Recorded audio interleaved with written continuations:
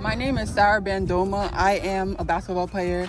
I will be playing at St. Francis College next year in Brooklyn, New York, and I am majoring in marketing.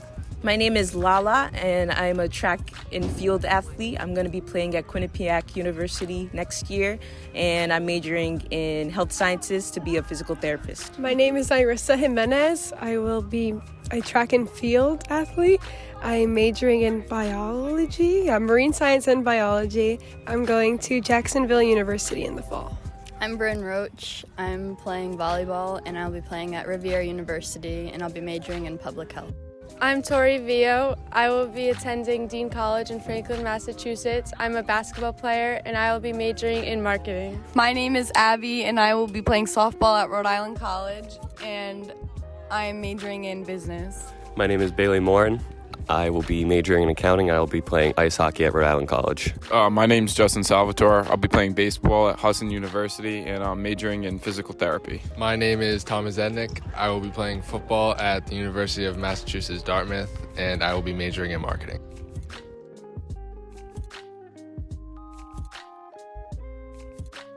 So, first up is Sarah, going to explain the recruiting process for you. Go ahead, Sarah. So my recruiting process specifically started in 10th grade when I had performed at a showcase. With my AAU team had invited me to play at it, and there's a lot of college coaches present at the event. And after I played, most of them had contacted me, and from there on out, I really had kept a consistent communication with them. And I also had started my recruiting profile in NCSA, so I just stayed consistent with that throughout, and throughout the years I just had to keep the college coaches keep them updated, and in terms of my grades and how I was performing and videos and stuff like that. So when it comes to COVID, that really affected it because I didn't really have much film in general.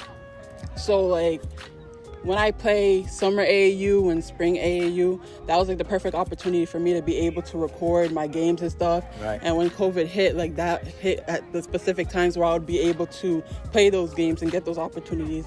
Also, in terms of exposure, my AAU team specifically, we traveled to New Orleans, we traveled to Kentucky, Philadelphia. So that was giving me the perfect opportunity to be able to see other schools out there and for them to be able to see me. So yeah, when COVID hit, that kind of affected that whole thing. And also being able to visit the schools as well. It kind of left me stuck. So I just had to work with what I had. I had to keep in communication with my coaches and see what videos they had of me, putting that together. And also, I was kind of creative with it. I was still working out with my old head coach, and I would just make videos of those workouts and sending out to them. So it was important for me to keep it creative and work with what I had at the time. Updated and fresh. Yeah. Good. So that's how my recruiting process was, and yeah. The showcases are important. All right. How many people went to some type of showcase, clinic, or camp? Okay. So that's important to note because a lot of people need to know that there's a lot of coaches, college coaches are there, and filming now is changed. Before it was important, now it's super important.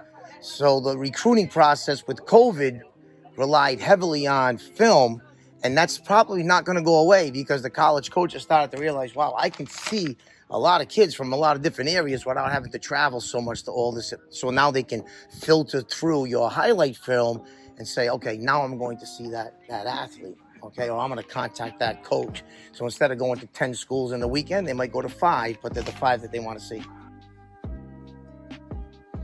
Okay, next question for Brynn and Thomas is, did coaches reach out to you or did you have to reach out to them? So, my junior year is when I started to talk to coaches, and the main platform I used to reach out to coaches was Twitter. So I would make a highlight tape, I would copy and paste a link, and I would send it to a bunch of coaches. I'd look up my position, I'd look up head coach, assistant coach, special teams. I sent it to anyone I could. And then when they started reaching out, then that's when I know I could have a conversation with them. And unfortunately, due to COVID, it really hurt my chances of going to visit those schools. I didn't really have a lot of film besides my junior year, so all I can really say is you gotta use Twitter, you gotta use every huddle, you gotta use all those recruiting process platforms to reach out to coaches, because you never know who's watching, you never know who you could send a video to one day, and then they could like your film, and then they could message you and you can go there. So you just gotta make connections, send out your film, make sure everyone who can see it sees it. Just put yourself out there. You gotta make a brand for yourself.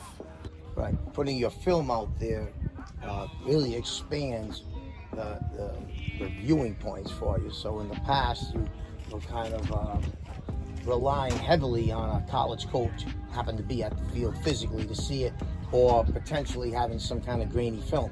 But now with an iPhone or any type of phone, an iPad, people can catch a glimpse of, you know, what you're doing very quickly, sent right to their email, and now you're right in front of any coach in the country or the world for that matter, right? It's important. You want to add to that? Yeah, I think that for my recruiting process, it was kind of a mixture of me reaching out to coaches and coaches reaching out to me. I went to a few showcases, so a lot of coaches contacted me from that. But I think that if there's specific schools that you want to go to, you definitely want to put yourself out there. Use all the resources you have, like email coaches, use Huddle or other recruiting platforms, and just make yourself noticed. What are you looking for in a school when it comes to education and athletics? All right, well, I'm not really a book smart person, I could say. I don't like tests, I don't like exams. So I was looking for a more hands-on school that does a lot of internships. And I was looking for a school that gets you working on your 4th year in college. So the school that I chose, Jacksonville, is a more hands-on school, and my 4th year we're partnered with OSearch. So I would already have an internship and I'd have a job right out of college. So I was looking for that. I was looking for diversity in both sports and school. So whatever sports had, there wasn't just all one type of race pretty much. And the coaches were all male, they were all girls, you know. I was looking for that. I was looking for club sports mainly because my first year, if I don't get into the track team my first year, I would like to be either a walk-on for the Division I sports or just do club sports if it doesn't fit in my schedule. So moving to another state, I was scared to do a sport my first year. So you can go to a school and do your best to get on the team and do what's best on the team. But you're going to stay active because there's always club sports, intramural sports. You're going to do what you want there to do, and get the education you want. Good. Anyone else add on that? Go ahead. I wanted to add on that when looking at schools, it's also important to, if you have a specific major you want to do or a specific path you want to go towards, like a specific career, then I would recommend looking at the time that it would take to get that degree or reach the goal that you want to get, because some schools it may take 7 years to get a doctorate or something, but in another school it may take you 5 or 6 years. So I recommend looking at the time it would take, because that could also have a lot to do with how much money you're going to spend on it, and that's also a big factor when it comes to athletics and academics. All right, this is the main question. I think this is one of the better questions for younger kids to understand. How important are your grades in high school when it comes to being offered a spot on a team or being recruited? How important are grades to the recruiter for the player themselves?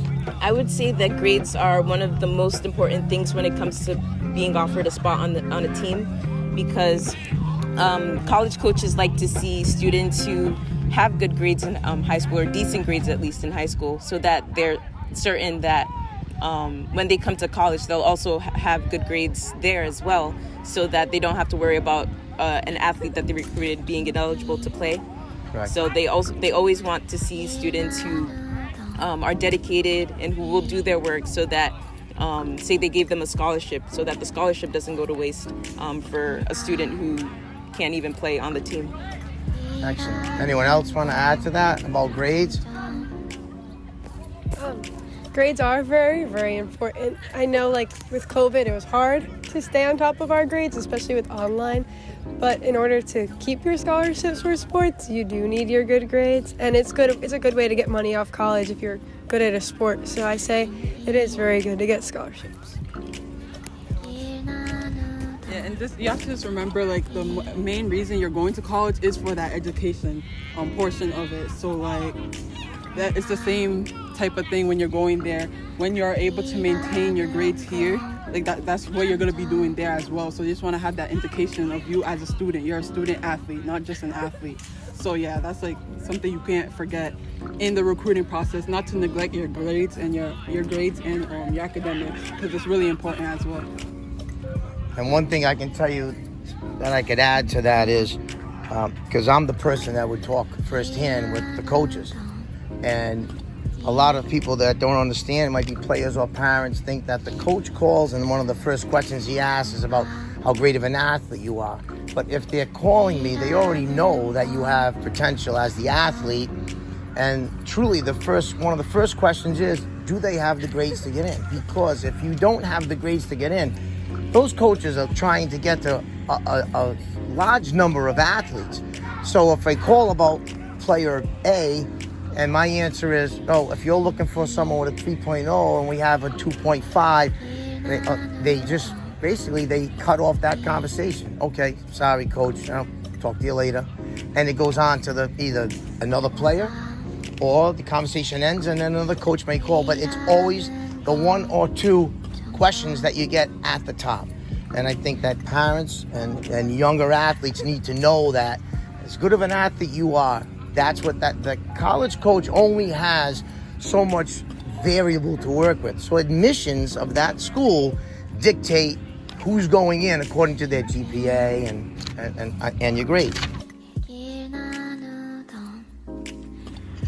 Tori and Abby, when it comes to receiving offers, what are things to consider before making your decision? Before making your decision, I just want you to know that these are the next 4 years that you'll be there. You want to make sure that you fit in. And with COVID, it was hard to meet people, but through the next years, you should be able to meet the coach and the team that you're going to be joining. Make sure you have a great bond with them. You want to make sure that the academics are there. You don't want to go to a 4-year college and not have your program there, because that's what you're mainly there for.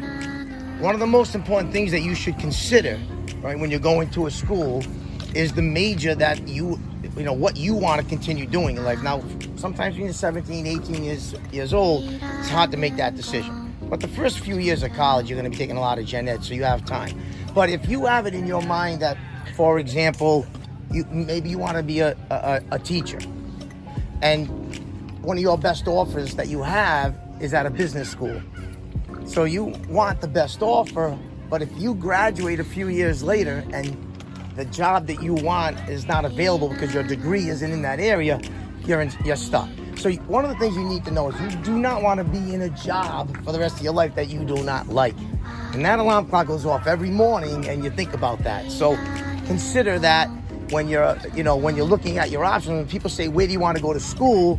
If you think that you might want to be in any type of business, just make sure that school has some type of business. And a lot of schools now, universities have a bunch of different needs, but some have specifics. And if you like something specific and that school doesn't have it, 4 years later, you can't turn and say, well, I don't have a teaching certificate, but I want to go be a teacher. Then you're back to school. Okay? So that's something to think about. That happens often, but I tell players that all the time. Right? I know that I was torn between Wheaton College and Rhode Island College, and I chose Rick because it's closer to home. So if you want to stay closer, definitely think about that. Something you should take into account when it comes to deciding what school you want to go to is the money, of course, because you don't want to be in debt for the rest of your life, unless you actually do want to be in debt. But it's up to what you want to do. And if there's a school that you really want to go to, then I would recommend just looking into the money, because there's a lot of adults still paying off their student loans. So it's important to just take it into account and to make sure that you'll be able to pay it off when it actually counts. To add on to what they both said, take into account money and how far you want to be from home. Because think about it, if your financial condition doesn't allow you to be as far away from home, where like if there's like COVID, all those students had to go back home after they shut down the campuses and stuff. So imagine if you didn't have the money to just pay that ticket to go from like California back home to here, Rhode Island. You just have to take into consideration all those little facts, because above just the tuition and stuff, there's always additional costs to college. So yeah, you just have to have a plan, and you have to just assess like your personal condition and what would be best for you, essentially. Going away from home and staying close is a big factor. So a lot of times people say, where do you want to play? And in your mind you go, well, Florida, California, New York, but you've never lived away from home yet. And then when you start to realize, like, wow, that's pretty far away. For some people, they're very well, ready to go with that. They're fine with it. And others might get a little overwhelmed. So there's something to take into consideration. What's the NCAA and the NLI mean? So the NCAA stands for the National Collegiate Athletic Association. NLI is the National Letter of Intent. The NCAA basically just makes sure that students are certified to play at a specific D1 or D2 school. So usually students have to go to the NCAA clearinghouse to make sure that so that they can get certified to play at the D1 or D2 school that they want to play at. And then from that, they get a little ID tag that they can send to their coaches so that the coaches can also check and see if they're eligible. And then once the process is over and you decide what school you want to go to and the coach decides that they want to have you on their team, then you can go forward in signing the National Letter of Intent, which is basically just a contract between you, the coach, and the school, saying that you're going to play and you're going to commit to the school and the sport, and that you're going to meet the standards that they want you to meet and reach their expectations when it comes to being a student athlete. So if all that stuff sounds confusing, you're not sure that an 8th grader coming into 9th grade is going to remember all that, your best friend in school should be your guidance counselor. That's the person that you got to be contacting all the time. Yeah. And the earlier on that you get all these ducks in order, then the better. Justin and Bailey, what does a walk-on mean, and why may someone opt for that option? So a walk-on is someone that doesn't really go through the entire recruiting process and kind of just picks and chooses what college they want to go to. And sometimes you use the walk-on to either stay close to home. There's a bunch of different reasons. You can also build up your reputation with different colleges, maybe get a better offer later on in your later years in college. Yeah, so I'm actually walking on for baseball at Husson, and the reason that I decided to do it was because I focused on the school that I wanted to go to before the sport. So I knew I wanted to go get my doctorate in physical therapy. So I found a program that suited me best, and then decided that I was going to try to walk on for the baseball team. And that's really most important thing for me was the education, and then I decided that I would try to play for the baseball team as well. So yeah, so the recruiting process isn't the only way that you can get onto a college team. So some people go under the radar, or some people go to a school that maybe they weren't looking for something. If it's a football player, maybe they think they're undersized, so the coach didn't actively recruit or offer a scholarship.